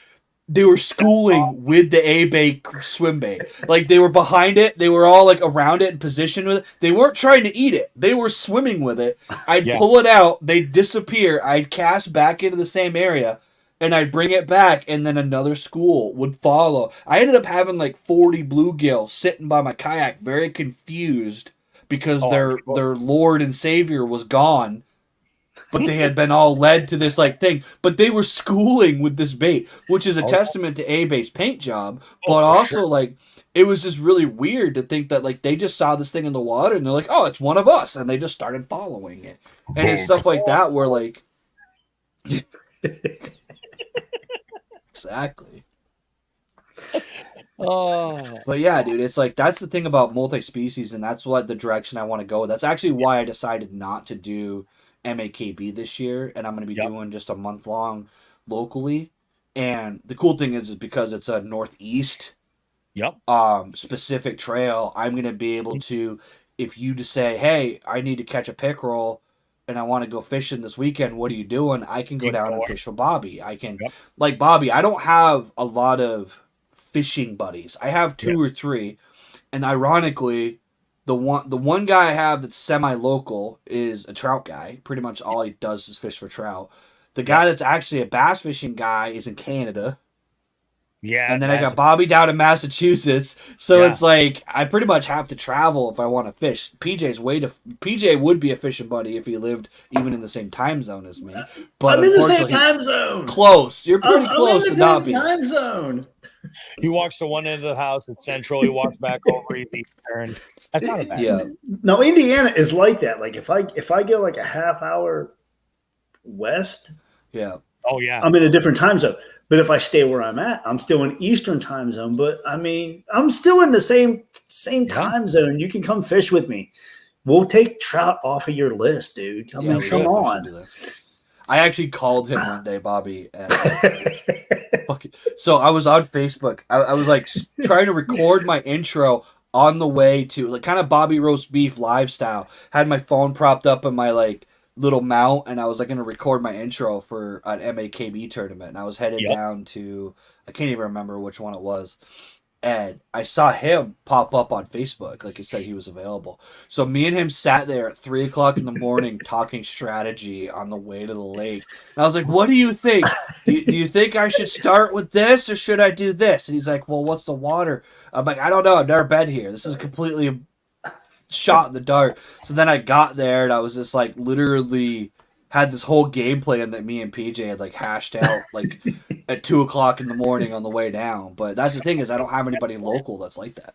Yeah. Oh yeah, absolutely. And it's tough, and I'll tell you, actually, like especially from like the content creator side of everything, this is a great tournament for that. Because like you It really can is. go and record yourself doing this and take your audience with you and Yep. work on building a story, create that month-long story there. I was talking with Becca recently and I told her, I was like, listen, I go, This is like the perfect tournament for her. I don't know why she doesn't do it. I just started watching her videos the other day when I messaged you. Isn't I she just great? started watching her videos. Yeah, She's I mean, cool. I watched like 6 videos, like bang, bang, bang. You know what I mean? Like 6 videos right in a row of hers. You know what I mean? So yeah, I just recently started watching her videos. Quick little story. I was watching. I got a text from her. So. Have you guys seen her video where she camped in New York City? Yes, I did in Brooklyn. Okay. I did. Yes, I just watched that one. Yes, So I so got a awesome. text about a week or so before that while I was at work, and she was like, "Bro, you can't make this shit up." And it was a video that she recorded of the what do you call that? The viewfinder of her camera playing back footage of when the fire started. Oh yeah, yeah. Camper. In her camper thing, yeah. Yeah. And I was like, holy shit. I was like, good for you for number one, having a fire extinguisher. Number Right. two, like being so quick to use it. But I didn't get the context of like what was going on. I didn't know that Sky was up in the bed, like in the back corner where that fire, like watching it on the finished video, I was high off my ass. But that probably the rush of emotions was ridiculous. It's like, she's a homie. I think she's one of the greatest folks I've ever met in fishing. Her and Todd Grubb, they're my friends. I love them. But I was like, holy shit. I'm like, I can't believe that. And then she recorded all the stuff where she was like just kind of collecting herself, like processing everything with her outside of the truck. And she was like, oh my God. I'm like, I can't believe this shit. This is wild. What's funny about Becca too is like the way she does her videos as a content person. Like, I admire the way that she makes it look like it's just a raw video. Like, I know she edits it, and I know there's a lot of stuff like she's like me in the sense of you put a camera in front of yourself. Like when I go fishing, I run 8 hours of camera because I know something weird's gonna happen, and that's what she does. But she doesn't like even when she's talking about a product, even though you know she's affiliated with that brand. You don't feel like she's trying to force you to buy it. You don't feel like she's like, this is the greatest thing ever. Like, she's just like, I'm using this thing. Let's check it out. And then, like, literally, she's really, like, natural about how she does it. And she's by herself. Like, she's out there chilling in random parking lots in their truck. Like, she's not, like, out there with a film crew. She's just all by herself and editing her videos at like Dunkin' Donuts on Wi-Fi. Like it's not. I told her, I was like, I'm like, I got a big ask. I'm like, I'm really trying to grow the participation of the multi-species scavenger hunt. And I've talked to her about it before, but she's really not into competitive fishing or anything like that, which I totally understand it. And honestly, if it wasn't for the opportunity to work with Chronic Trips and start like all this together, and obviously Sean like putting like a lot of the mental, I guess, forecasting of like how this could best work. Like I probably would never be into any kind of competitive fishing at all. But I was like, I'm trying to grow this. I go, would you mind doing some like working on some kind of a collaboration to kind of like help me get the word out or something? And she's like, you got it, dude. Absolutely. So I was like, she's like, honestly, I'm kind of interested in trying it. And I think, dude, like she goes and fishes for muskie up in Maine, and then she goes and she's fishing for, fishing in the Midwest. Like because she travels, she has a, dare I say, advantage. She can go where the fish are. she's like, it's random. Like, it's not like she's like, oh, we're catching smallmouth today, and then her next episode she's like, oh, we're fishing for carp, and you're like, weren't you fishing for smallmouth last week? And then like, oh, we're up in Maine. And it's like, oh, okay. Exactly. Like, it's just, that's what's cool is like her channel is very unique. I can't think of many channels that like, she doesn't have like a primary focus. Her primary focus is like, you're living a day in her life. It's like the adventure, you know? I mean, Yeah. it's You're just there with her. You're on her shoulder, just hanging out. Yeah. Yeah, it's like just a carefree video that she's doing. It's so you just get in tune with her because you can kind of relate if that's the kind of shit that you're into. Yep. And that's not a YouTube just relate to personality. her, you like know? if you talk to her in person, she's the same person. Like she's not gussing it up for the camera. Like that is her personality in person too. I met her at the Springfield show, and like that's how she is. She is as authentic as they come. Like absolutely, 100%, and just legit, like the real freaking deal. Yep. Yeah, it's wild. I am really, really hoping that she does go for it and jump into the tournament. I think it would be really, really great. I think she would have a blast with it. And overall, you know, I mean, I just think the content that could come out of it would be huge. But I think for anybody that's making content, like especially if you're just starting and you're building that audience, now number one, now you have 2 reasons to go out and fish. Because you're in the tournament and everything, but you can also utilize that as a way to springboard, you know, talk about what anglers are doing well and who's beating you and whatever, or who you just beat out, you know. It's pretty cool because especially since like a lot of the names that we have in there pop up pretty routinely. You know, so you could say like, you know, some of the names that are popping up that you see a bunch, you're like, oh, I know that this guy catches some, you know, unbelievable fish. And like Cheryl Bentley in New Hampshire just crushed it with another giant smallmouth, or, you know, and there's a lot of fun that you can have with it. And you'll find yourself getting nemesises that people you never met. Oh yeah, 100%. And then you meet them and you're just like, oh shit. Yeah. Yep. Yeah. Cause it's like, it's funny fun. Because it's interesting. Definitely. It's like, I actually, to be honest, that's why I joined it. The original reason I joined it was for content, because I was like, you know what? Yeah, sure. There's a lot of people that love to just fish for perch, or love to just fish for crappie, or love to just fish for trout. And I can reach that audience by targeting them in this channel. And then it kind of, like I said, it changed the trajectory of my channel, because I started to like, you know what? I'm just going to go. And honestly, what you guys didn't see was a lot of videos where I actually literally woke up that morning going, okay, we're going to go get trout today. I didn't get any fish, so I didn't make a video. But there was entire days where I have a whole intro of, hey guys, today we're targeting trout, and this is what we're going to do to try to target the trout. And then I didn't catch a fish. But like, it's still like, it literally created an entire series of content that I never would have had otherwise. So, you know, it's wild, because it was not that long ago. I happened to see on YouTube a video where there was this guy, and I don't know where in the country he was from. I think it was somewhere in like the mid-Atlantic states, something like that. And this video was, I ate at Sheetz for 30 days straight. You guys know what Sheetz is, right? Yeah. It's like it's a convenience store essentially, or a gas station, but I mean it's a little on the extra side with like the food items that they have. Well, this guy, he went and he did this one video. It was about an hour long, and it was his story of eating at Sheetz 3 meals a day and exclusively for 30 days. If you would produce one single video like that, or you know, or even break it up, you've got so much like you could do it for one thing and have it be a what do you call it? Like a series all in one, or you do them individually, and then you get the longevity of like each video coming like, well, this is what week 1 looked like. This is what week 2 looked like. You know, it's just, I'm gonna have a whole series like that. I actually am doing a series on my channel this year. That's like, it's what I'm calling Nemesis Lakes and Nemesis Baits.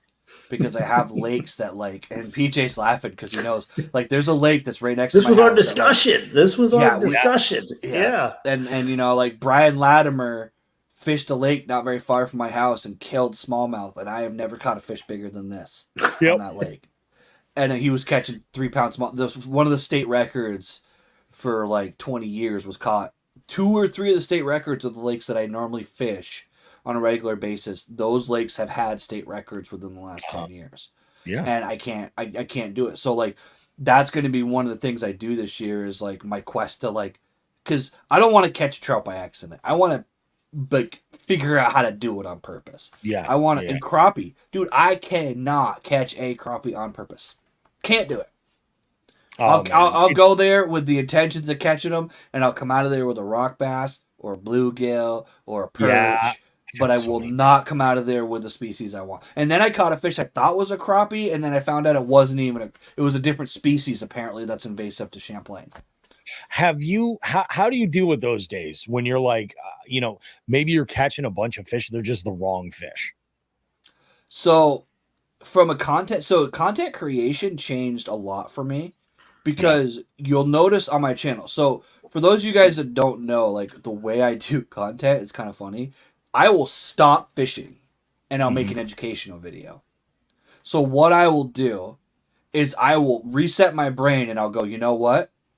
I've been wanting to make a video about square bills. So I'll stop fishing.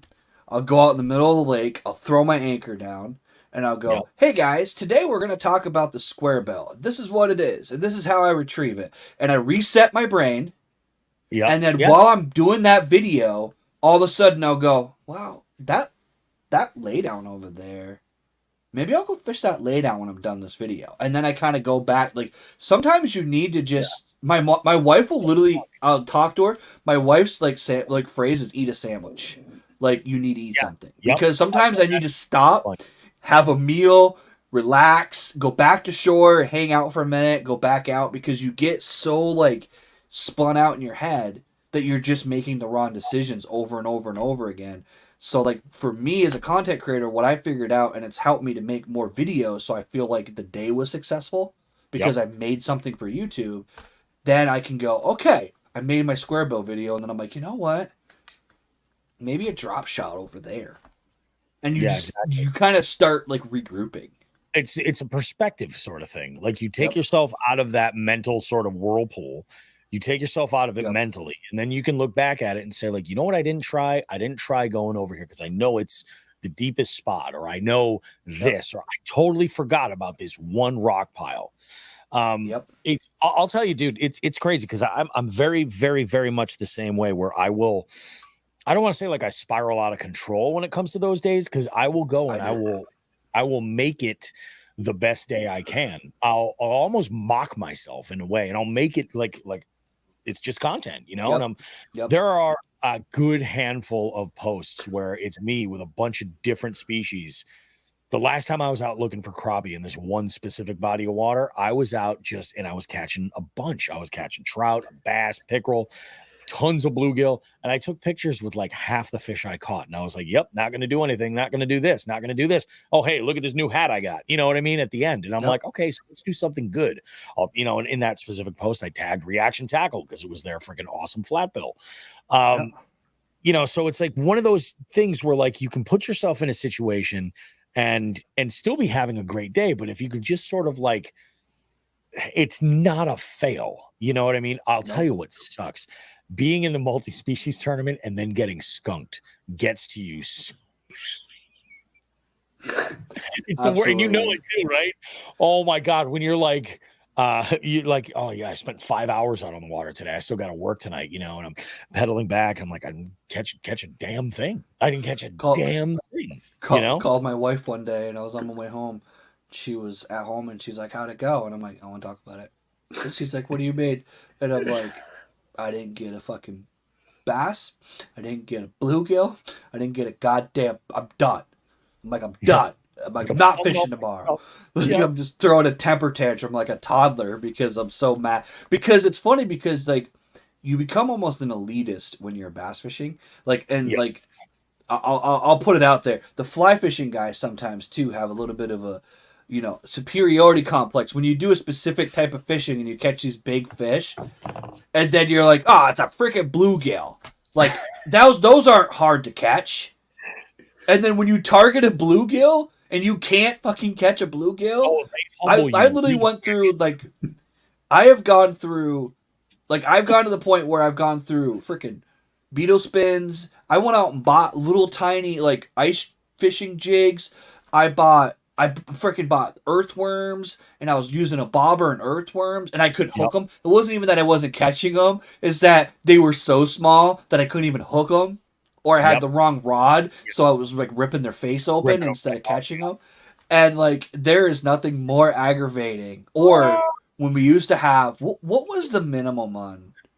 It was like rock bass or bluegill. That was like, was it like 10 or 9 or something like that? So rock bass are an 8-inch minimum, but all the sunfish, the bluegill, and pumpkin seed and everything, those are 6.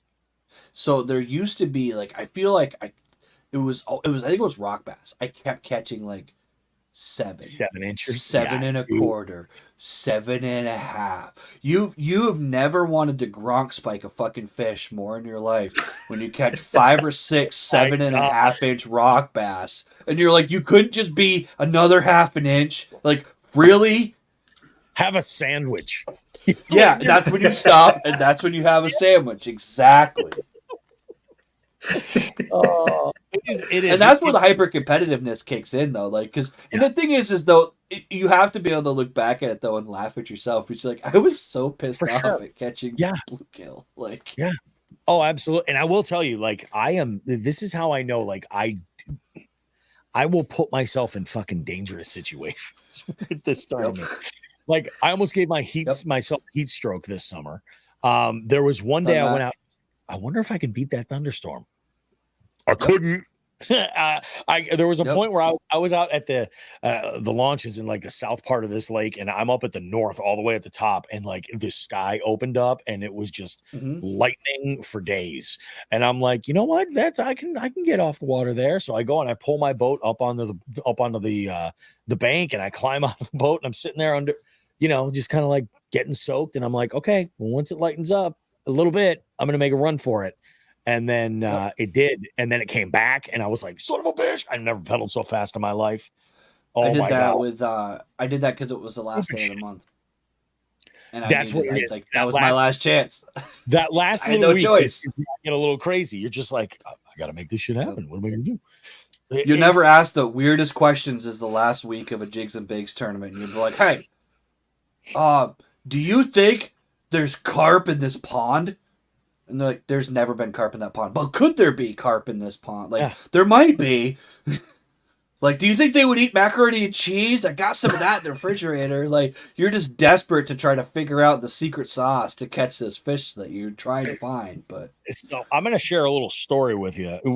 Carp fishing is just wild. Like, it really is. It's insane. Todd is so into carp fishing, and to the point where, like, we'll have conversations and he'll say some shit, and I'm like, really? Like, he'll be like, yeah, it's like catching largemouth is awesome, I guess, but like, I just want to catch a 30-pound fish, And I mean, I get it. Like, and he's a guy, like, he takes multi-species to the next level. Like, he catches giant tuna routinely. I mean, he catches all kinds of different species, and he's just all over it. When it comes to like carp fishing, so there's a while ago I had gotten a phone call from him, and he was like, "Hey man, I'm camping actually in your town on my way to do a little project." He's like, if you want to come and hang out, like let's hang out. And I hadn't seen his build yet or anything, so I go over there. Of course, I brought a 6-pack and a pizza, and we're talking fishing and stuff, and I had gone and I had told him about something I had witnessed at a lake. This is when I was actually on the hunt for smallies for the tournament. And this one lake has a good, healthy population of carp, good size. And ironically, earlier this day, there was a guy coming down with like the giant, like 12-foot carp rod with like the 6,000 size bait runner and everything. And, and he's got like all of his gear, the net, the mat, all this stuff. And he comes down and he was like, hey man, he's like, you see any carp while you're over there? And I was like, actually, yeah, I have. This is right by like this fishing area. And I was like, all right, cool. Oh, he was gone by the time I got back. But by the time I got all the way to the south end of that pond, I was seeing what looked almost like a fantasy novel, like a bunch of alien beings coming out of the water toward you. Well, come to find out, they were spawning, and I was sitting literally in the love den of a carp orgy. And I got a little too much information from Todd Captain Todd Grubbs. And I was in like, the love den of a carp orgy. yeah, exactly. It was just like in the background, you hear wah, wah, wah, Marvin Gaye starts up. It was just bad. And I'm like, oh, Jesus. But it was one of those things where I'm like, I don't have the stuff to be able to catch them. Yep. You know what I mean? Like on me, I use like really, really light stuff, but that's why I like to try to have stuff handy so that I can make it work. And the thing is with like carp and catfish, a lot of that stuff might come from the grocery store, Because it's crazy. So carp are probably the most. I'm trying to think of all the species on that list, and I haven't seen the new list, but like I think for the most part, you guys more or less just split up the species, so you have like different versions of trout instead of just trout. But like carp is the most specialized for equipment. the most part. It's so weird because I want to say you're right. I do. I want to say you're right with that because you have instances where, like, there's a lot of people who have never caught a carp on bass gear. They just never have. But you'll have people that have randomly, like Sean when he caught a 20-pound carp on a Ned rig at Candlewood, and he's like, so that's one instance. So it can happen, but like, what's the likelihood? First time I talked with Todd about and Fred from New England Carp Connections. First time I had talked to them about carp fishing, they were like, the best thing you could do, especially if you're out fishing from your kayak, he goes, take the smallest, like finessiest hook you have and rig it weightless with either a wad of bread around it or like a few pieces of corn. Put it on your lightest combo, open your drag up entirely so that it can just that line can just come off, and then throw that out there and see if they take it. Because you will see there's a relationship between carp and bass in some bodies of water. Well, you'll see carp swimming around, and then like you'll hook into a bass right there. And I don't know what the reason is. I don't know if it's like a cover thing, if like they stir up the water. I don't know, but there is something there, and it kind of can be interesting to mess with. I think a lot of it has to do with they're not really competing for food sources because they're not really eating exactly the same stuff. So they're probably not just exactly because they're and like carp do. They live in the same kind of crap though, because bass like vegetation, carp eat vegetation, so they're kind of. But carp also eat meat as well. Like they'll eat a ton of shit. Like if you look at some of these carp baits, dude, like some of the pop-ups. They're like they're weird. There's some like you look at the recipe for carp bait and you're like, are they fucking serving that at the fair? Like I don't understand what this is. And the bait is insane. So you'll take like a hair rig and you'll put like a real small bait on there. Maybe like a fake corn or a pop-up or something like that. Or maybe it's like a boilie, like that's a larger ball, like a marble. And what'll end up happening is then you have this big weight up here. It's almost like a Carolina rig. You have a big weight set up, and what you'll do is you'll make what they'll call the pack bait, and you'll take that hook and put like some bait around the weight, put the hook down, put more bait around the weight, and make like a snowball. Do you want to talk about frustrating shit? I've only carp fished, gone out with because I put a combo together after talking with Fred and Todd. I got everything needed that I do. The only thing I still need is a mat. I got to get my hands on a mat and a big enough net. But I have a good size net. You've seen my net. It's a little comical for bass fishing. It's actually pretty fun to watch that fish with.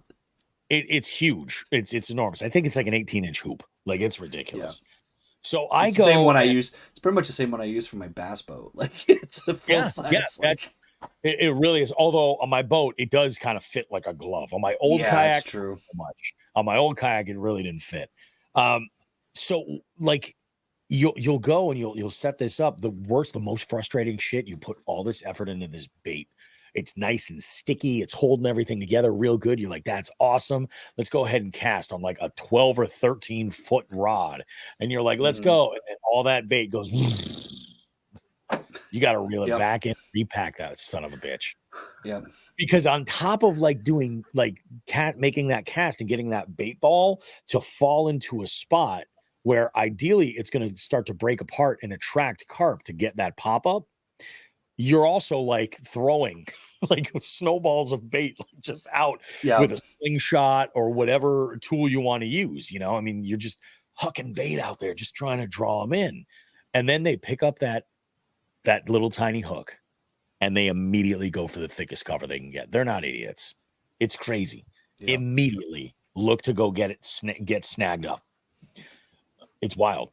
I can't wait. I think that if carp fishing ever really kind of takes off and becomes becomes trendy, I think we're probably going to end up adding other carp. I tried making carp bait when I was a kid. My mom didn't appreciate it. I believe it. Use what? All the cereal, all the syrup, you know what I mean? Yep. Like it was sticky as hell. And it's wild, dude. They'll eat everything. But like you can use meat for carp bait and they'll eat it. Yep. They'll eat it. Yeah. It's frustrating when you're bass fishing. So there's a bay where I like to actually catch. It's a popular catfishing spot. And it's like, it's one of those places where you basically drop shot. You basically use a huge like ounce weight with like a huge hook and then a night crawler, basically like a circle hook, right? Yep. And like these guys will do kind of like a rig X, but like, or a drop shot with a double hook, and they'll put two big night crawlers on it. And we were out there one day, me and my wife were out there, and I caught the bluegill and I got some other fish for the tournament, but you just hear like, it sounds like kids throwing boulders in the water. Yep. And you just look and you see the side of this monster fish just shampooing. And you're just like, that's a carp. But I'm like, what am I going to do? I could throw my earthworm to it, but it's not going to really be interested in that. I don't really have, and they're always like in a weird spot. They're always in the middle of the bay. They're never on the shoreline, really. They're always like in the middle of the channel. So I would need a boat to get to them because I'm not going to be able to cast out that far. And there was this, and that's why these things were 12 huge. and 13 foot rods, because like, and you're putting like a half ounce weight on. No, what am I saying? Half ounce weight. You're putting like a 3/4 to an ounce weight on there, and you're just like in England when they do this, like where carp fishing is like really popular. You don't, like, boats aren't a thing. And most of the time you don't have a license to fish. You're paying to go to a place where there are carp there. And you've got to cast like 100 yards, you know, like you almost need like one of those like surf caster things where you like shoot it out. Yeah. But yeah, these guys, they'll wind up, and then like, that's like the butt end of a carp rod is like that fucking long. Yeah. It's crazy. So you're hucking this bait. And that's why, like, when it goes flying on you, you're just like, okay, let me go ahead and re-rig that, do that shit. Pull us all the way back and do it again. Yeah, exactly. Yep. Son of a bitch. Yeah, it's crazy, dude, how that, like, that's the one species that, like, I've kind of written off, to be honest, because I'm like, I feel like I could get the rest of them, but I've got to learn, because... You know what we should do? We should plan a night to go and do a truck camp sesh, because that's the best way to carp fish.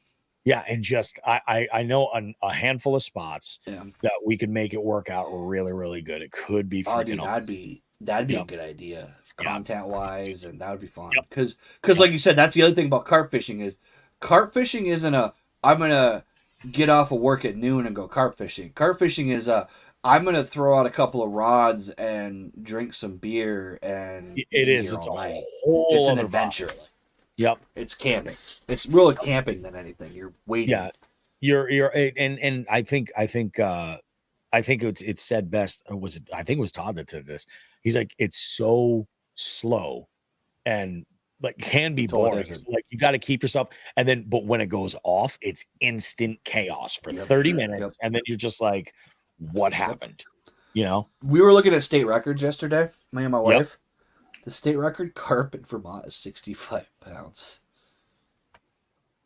Oh. Could you imagine a 65-pound like, that's my dog. Wild.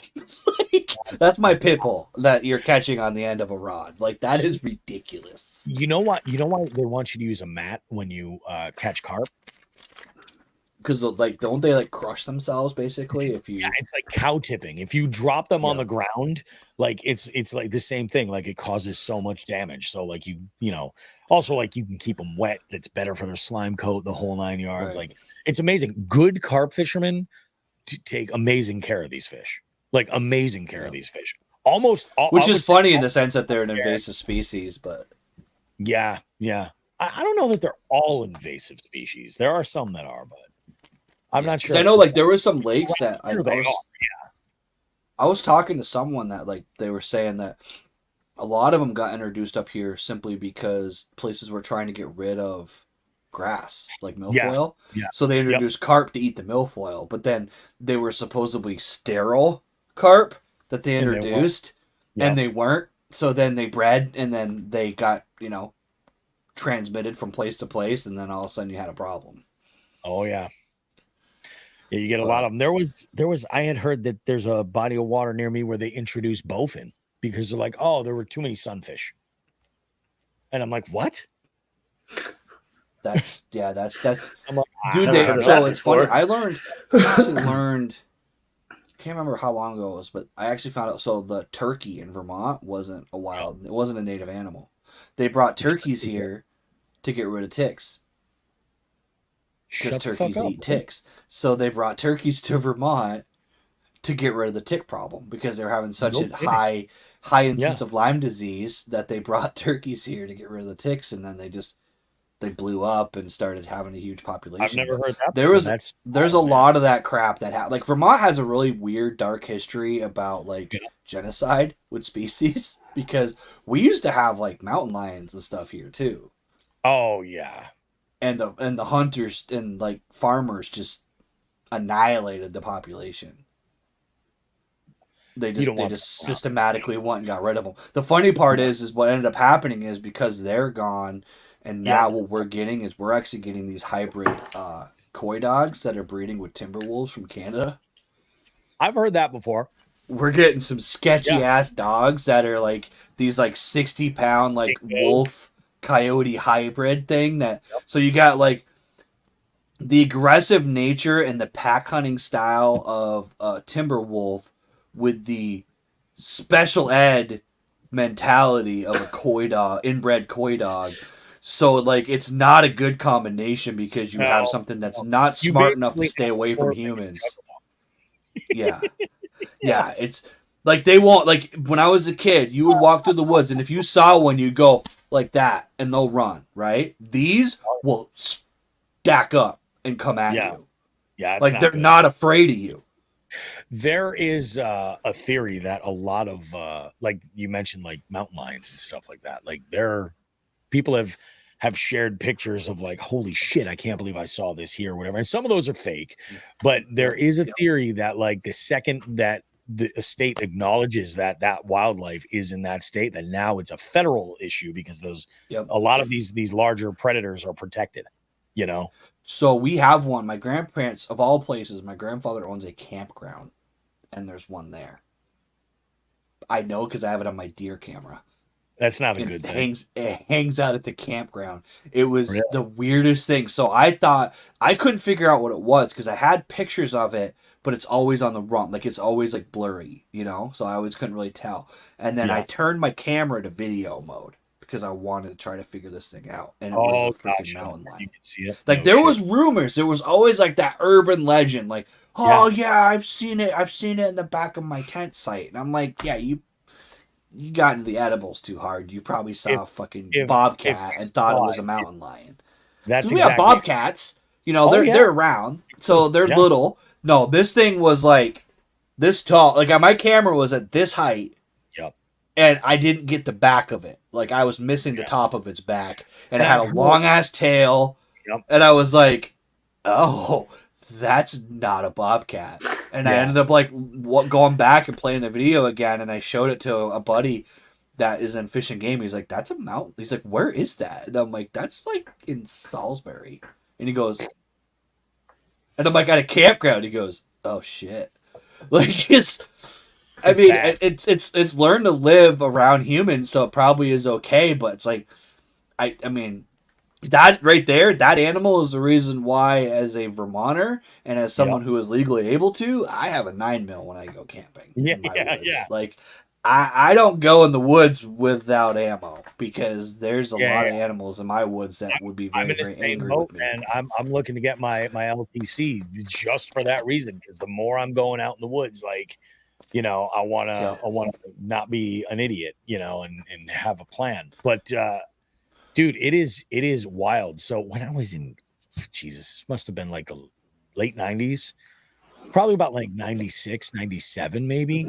I was I got really into photography. Like it was just my thing. I was going like punk and hardcore shows and taking pictures of bands and stuff. And I live by this giant reservoir that it just has an abundance of hiking trails and all kinds of stuff. So I went one day to go and like burn through like a different type of film I had never fooled with or anything like that. Just to fool, because I'm that old. Film in canvas. Remember that? So I went out just to go ahead and do this, and I was out taking a bunch of pictures, and I had a giant like telephoto lens with me, and I spotted in that lens, and I have a picture, and I didn't realize this at that time. I was just like, holy shit, that's a mountain lion up in a tree, And I mean, I was fucking far from this thing. Like this, it was only because I had these lenses. It was like looking through binoculars, and I didn't realize it at the time, but I've heard before. They're like, yeah, if you see one, it's that close to you. That's it. Like it's been there for so long, way before you ever noticed it was there, Yeah. That's the thing is like being here is like black bears too. Like black bears are sneaky. But yeah, we've been going for an hour and 49 minutes, so we're probably gonna wrap it up here. But so if you guys wanted to, we went 3 hours last time, so I figured we'd split it in half this time. There you go. If you guys want to check out the tournament, it's on Fishing Chaos. There's a link in the show notes. I'm also going to put a link. I believe, Bobby, you can quote me on this. Does Omnia sell catchboards? Yeah, they do. Absolutely, they do. So I'm going to put a link to the catchboards from Omnia down there as well. I'll probably actually have Bobby give me a link because he has affiliations with Omnia and stuff like that too. But we'll put that down there in the show notes too. So if you guys want to do the tournament, you'll be able to pick up yourself a catch. But the catchboard, honestly, you can't really go wrong with picking up that specific board because if you decide to do any other measurement tournament, CPR style tournament, it is the one board across every format. I haven't yet to see anyone who doesn't accept it. Yeah, who doesn't take a catchboard. That's actually the standard for everybody. It is a standard, yeah. So, and it's because of the way they build their boards a certain way. They're highly accurate. They're actually certified to be accurate. And honestly, they last. They're durable. They're really, really strong. They really are.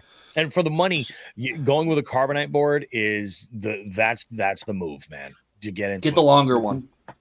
Yeah, if you're gonna get one of the two, like if you can get the longer one. If you're gonna do this tournament, get the longer one because I regret not getting that. I'm actually probably gonna buy the longer one so I can have one in both vessels. But yeah, other than that,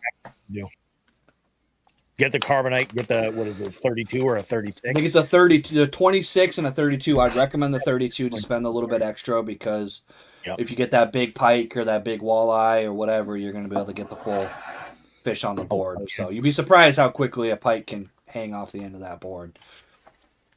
So. Definitely awesome, man. I appreciate you having me on, dude. This is really awesome. Absolutely. And I'm hoping it's going to be an amazing April. And I think both you guys, I know you're going to be in, Mike. I know that's not a problem. I'm in. Yeah, I hope you join us too, man. I'm definitely, because I don't like to fish for bass as much as what he does up above me. So I mean, like I'm really into the multi-species thing. So I'm definitely going to get into it. And especially, I mean, with the, I don't know if we can say this. You said the auto roll. The auto and roll? Too? Yeah, you know what I mean? Not even a thing yet. I want to suggest that. I think that would be amazing if we can get there. But it's not something that's even on the table now. So I mean, something like that there for me, I think is awesome, and that just keeps me going because I travel so much.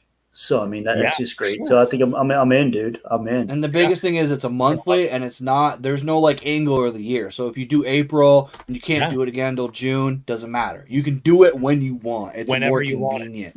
It doesn't. You don't have to be at this lake at Saturday at 3:00 in the morning. It is 31 days in the month or 30 days or whatever days you can get out on the water. So that's the biggest thing about it. And I like to travel, so I mean, I'm in. Yeah. You know what I mean, dude? I'm in.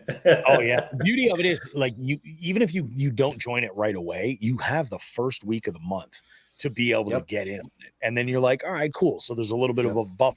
Sometimes I've had it happen before where I forgot to enter the tournament, And this is why having that marker handy is a good thing. And I've been like, oh shit, I just hooked this rock bass. Yep.